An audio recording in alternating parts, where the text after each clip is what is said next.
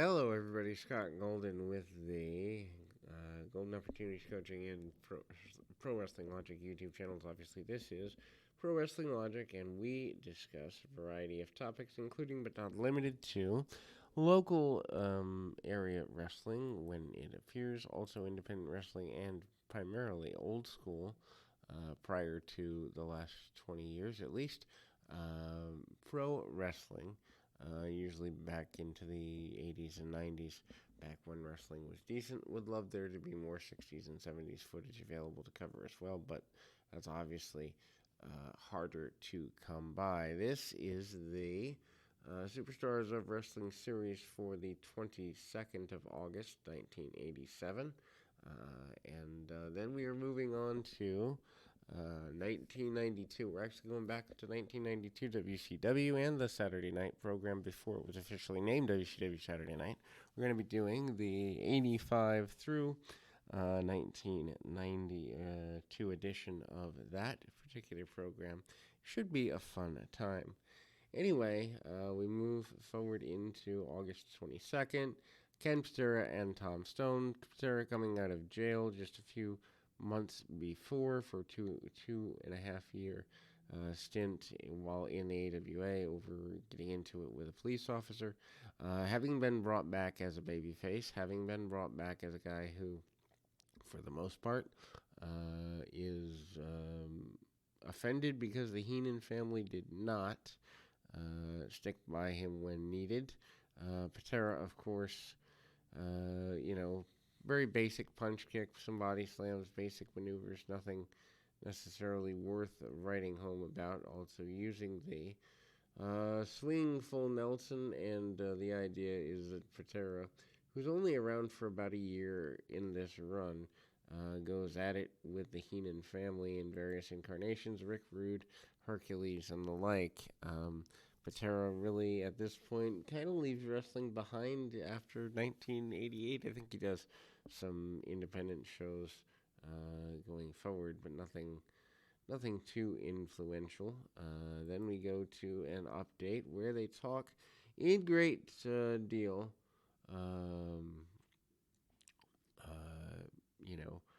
with the conflict between the benefit of Don Morocco and Bob Orton. Morocco basically says Orton's been selfish. Orton basically says Morocco is a loser, and they run through that in the 19 and 88 or 87 superstars here. Then we go to the nature of Butch Reed, Jim Evans. Butch Reed at the time really doesn't have a great deal of long-term value. He's here through WrestleMania 4, pretty basic, but at the same time, not exactly a standout guy in comparison to what he'd been in Mid-South. Butch Reed, by the late 80s, kind of slowed down. There is an inset promo from Superstar Billy Graham. Billy Graham was originally going to come back and feud with Reed and other members of Slick's stable, we think. But One Man Gang puts Graham out permanently within a few weeks of this, as Graham had been taken out of the November Survivor Series. So, Reed, basic body slams, press slams, shoulder tackles, and the like. Bleach blonde hair, the natural name. Just none of Reed really catches on at the time. Slick is manager for Reed. Reed pulls the enhancement talent up quite a bit and ultimately tries to dominate him. Then we go to Butch Reed. After that, Kamala and Sika versus Paul Roma, Jim Powers. But there is a confrontation between Billy Graham and Butch Reed here, teasing that feud. Madison Square Garden tonight, just running through the matches, as it were, for the Garden. The Garden is obviously the biggest monthly event from the 60s through the 90s. Last 20 years, it's kind of fallen off a little bit, although not as much as we would think. I think still, if they could afford to run the Garden, they'd do it on a more regular basis, but I don't think it's feasible anymore. Kamala and Sika versus Paul Roma and Jim Powers, though, is the next match that follows. Madison Square Garden match for the 22nd of August 1987. Billy Graham and Butch Reed is announced, and that's kind of why they teased that. Rick Martel and Haku. Martel still reeling from the loss of his partner, Tom Zink. Junkyard Dog George Steele versus Demolition. Can't imagine that match. That tag match is all that great. Tito Santana and in the singles match. I don't know that they've officially teamed them up yet. Rick Casey and Haku. Ricky Steamboat and the Honky Tonk Man Lumberjack match. I did not know Steamboat is back post his couple months off after losing the Intercontinental title yet, but it's here and it's interesting. Anyway, Gene Okerlund tries to bring people up to speed. Ricky Steamboat says that he fought too long to be the Intercontinental Champion, to be out of the running completely now, and so that is their Kamala and Sika versus Jim Powers and Paul Roma. The Young Stallions are starting to dress together, and the team is more committed, I guess you'd say. Sika and Kamala being managed by Kemshi and Mr. Fuji, although I don't know that the Fuji thing has been officially hit on TV fully yet as far as Fuji's full involvement. Kemshi trying to control both men here. Kamala punch kicks and some leapfrogs along the way. Lots of brawling from Kamala, as one would expect. Deep arm drags by Jim Powers on Sika.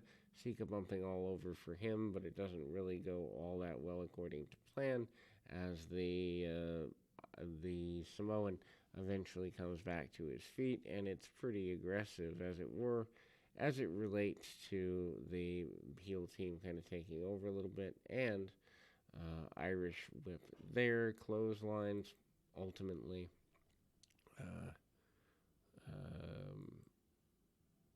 It's kind of there in a simple way, and going forward.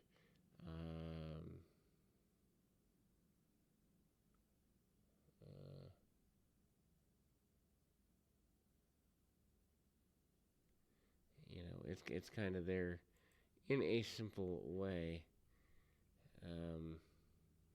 coming forward in that direction. So anyway, very basic, match there, and I don't know that the Kamala team was really going to be full value there, but it ends up being kind of looking for a consistency of just kind of, I guess, having a heel team that's growing forward and kind of moving forward in that way. I'm gonna grab my phone and we'll kind of look at that. As a balancer, Nassau Coliseum is the upcoming show that they are plugging on Long Island, and that